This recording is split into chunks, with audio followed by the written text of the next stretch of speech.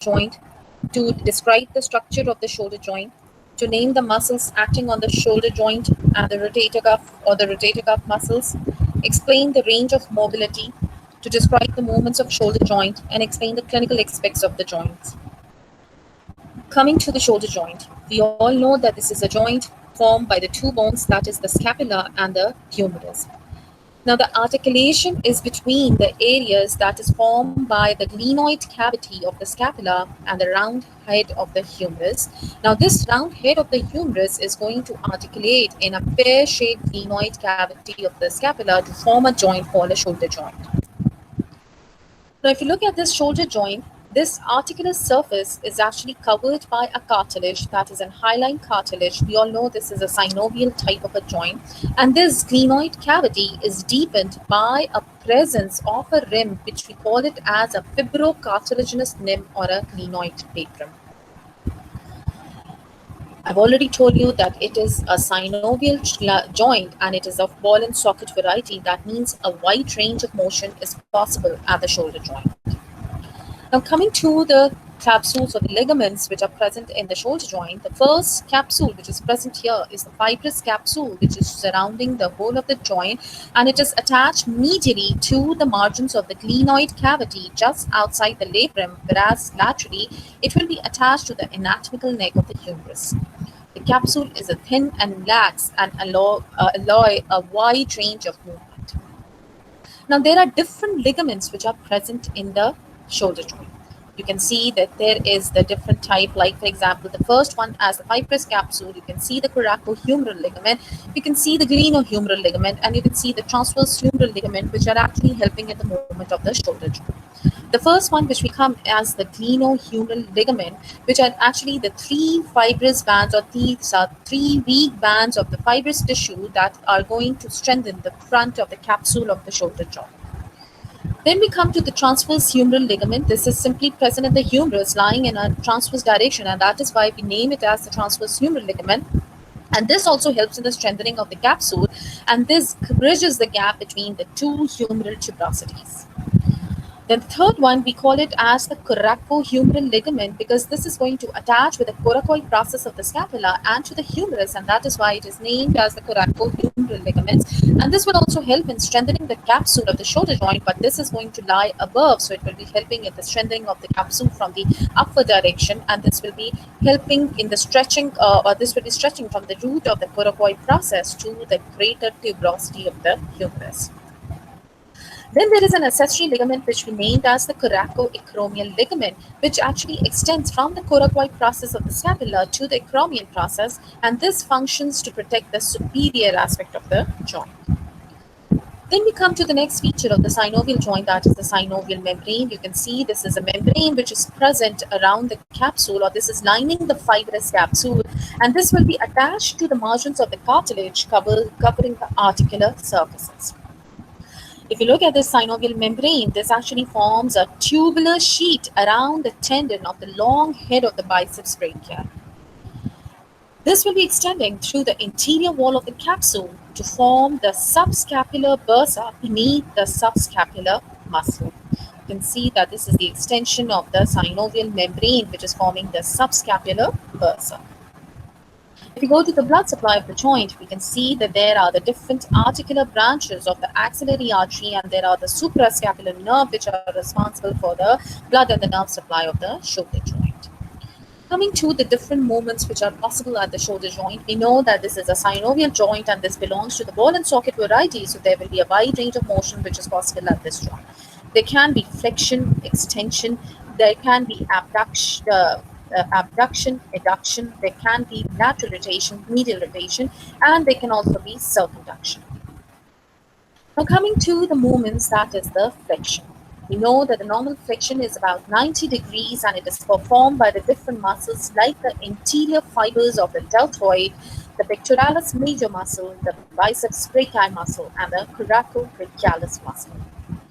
When we talk about the extension is normal extension is about 45 degrees, and this is also performed by the different muscles like the posterior fibers of the deltoid, the latissimus dorsi muscle, the teres major muscle. Then we come to the next action, that is the abduction. Abduction of the upper limb occurs both at the shoulder joint and between the scapula and the thoracic. Now, this is a very important action because there are different muscles which are involved and they are doing the abduction at different angles. Now, the first muscle, that is the initiation of abduction, that is the start of abduction, is actually occur by a muscle which we call it as the supraspinatus muscle.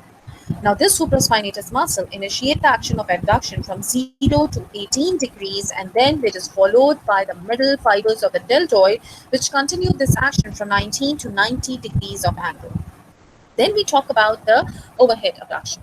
Now, the overhead abduction is only possible when the rotation of the scapula occurs, and this rotation of the scapula occurs by the involvement of the two muscles, that is the trapezius with the serratus anterior muscle, which act as the overhead abductor of the arm. So the first one, that is the supraspinatus muscle, this actually initiates the movement of abduction from 0 to 19 degrees, and this also holds the head of the humerus against the glenoid fossa of the scapula. Now, when we talk about this holding of the head of the scapula, this actually allows the deltoid muscle to contract and abduct the humerus at the shoulder joint. Then we talk about the adduction. Normally, the upper limb can be swung by 45 degrees centigrade, 45 degrees according to the front of the chest. This is performed by the pectoralis major muscle, the latissimus dorsi muscle, and the teres major muscle. Plus, there is another muscle, that is the teres minor muscle, which is also going to help in the adduction of the shoulder joint. Then we talk about the lateral rotation.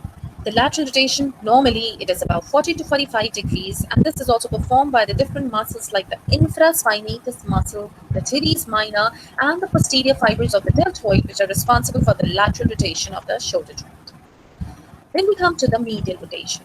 Now, this medial rotation is normally about 55 degrees of angle, and this is performed by the muscles which are labeled as the subscapularis muscle, the latissimus dorsi muscle, the teres major, and the interior fibers of the deltoid, which are responsible for the medial rotation of the shoulder joint. The last action, that is the circumduction, which is the combination of the movements, which is a movement which is occurring because of the combination which allows like the flexion, extension, abduction, adduction. So this is the movement in which the distal end of the humerus moves in a circular motion while the proximal end remains stable. And therefore, all the movements combine and follows with the circumduction. Then we come to the relations of shoulder joint. Now, if you talk about the relations of the shoulder joint, posteriorly, if you look at it, we can see that there is an infraspinatus muscle, plus there is a teres minor muscle, which is going to lie posterior to the shoulder joint.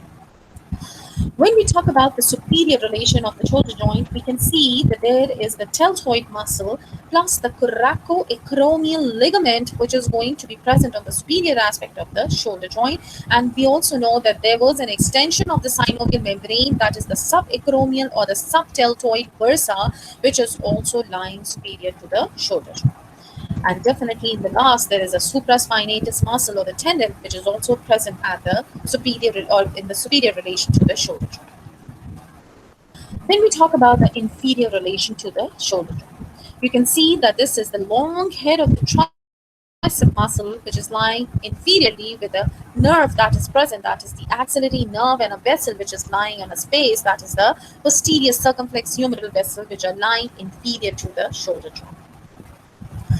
Then we talk about the tendon, that is the long head of the bicep brachii, which actually originates from the supraglenoid tubercle of the scapula. And this long head of the biceps is actually intracapsular but extrasynovial.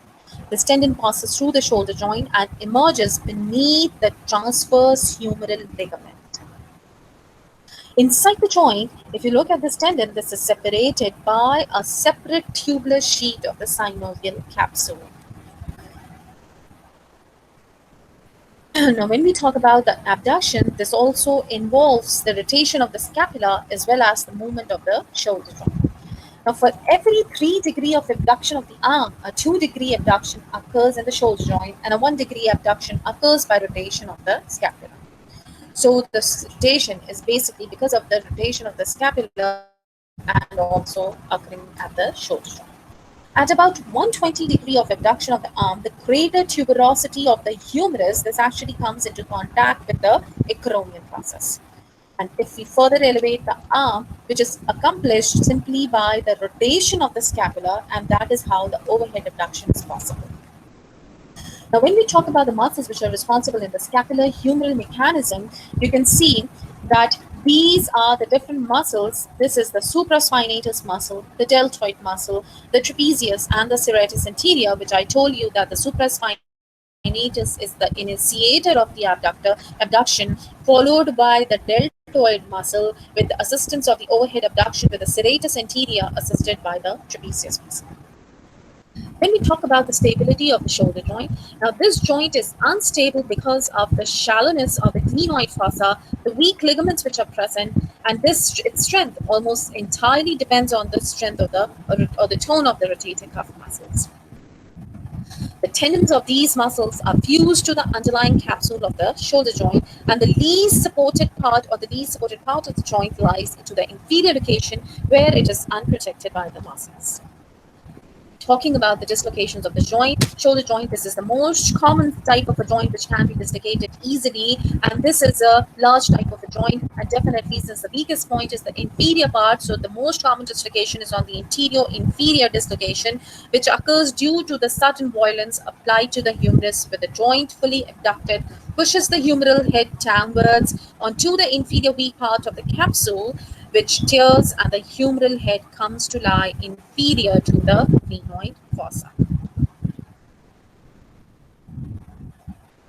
Then, if you talk about the subglenoid displacement of the head of the humerus, now this occurs into the quadrangular space, and we know that over here lies the axillary nerve with the posterior circumflex humeral vessel, so it may lead to the damage of the axillary nerve, and definitely if the axillary nerve is damaged, that means that the deltoid muscle will be damaged, or the paralysis of the deltoid muscle will be there, and there is an area of the loss of the sensation which is present here. Now, this injury is also associated with the injury to the musculocutaneous nerve, so there will be a loss of sensation to the area supplied by the musculocutaneous nerve also.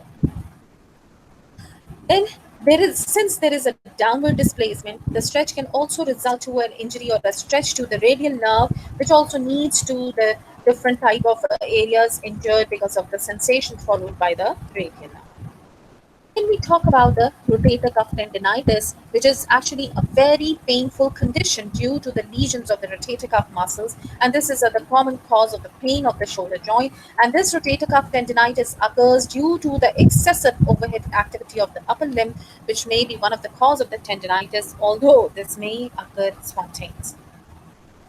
During abduction of the shoulder joint, the supraspinatus is exposed to friction against the acromion process, and you can see that under normal conditions, the amount of friction is reduced to minimum by the presence of a bursa, which we call it as the subacromial bursa, which simply extends between the deltoid and therefore preventing the friction. Now, degenerative changes occurs in the bursa are followed by the degenerative changes in the supraspinatus tendon, and this may extend into the other tendons of the rotator cuff muscle. Clinically, this condition is known as the subacromial bursitis or the supraspinatus tendinitis or pericapsulitis.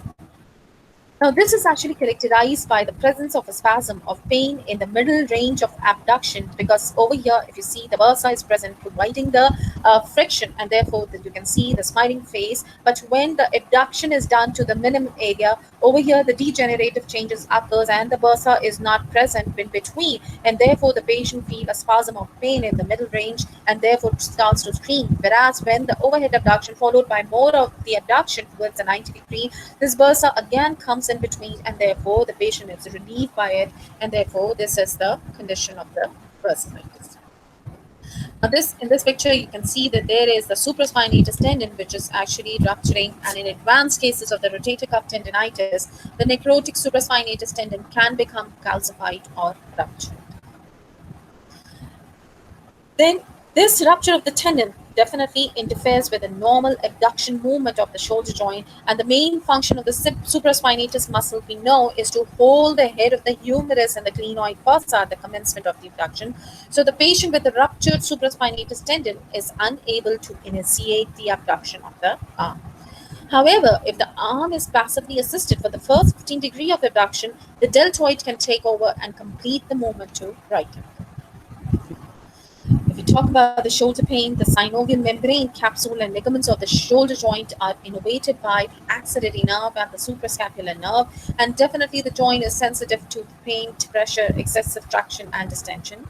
The muscles surrounding the joint undergo reflex spasm and are responsible to pain originating in the joint, which in turn serves to immobilize the joint and thus reduce the pain. Injury to the shoulder joint is followed by pain, the limitation of movement, and muscle atrophy owing to disuse. Thank you.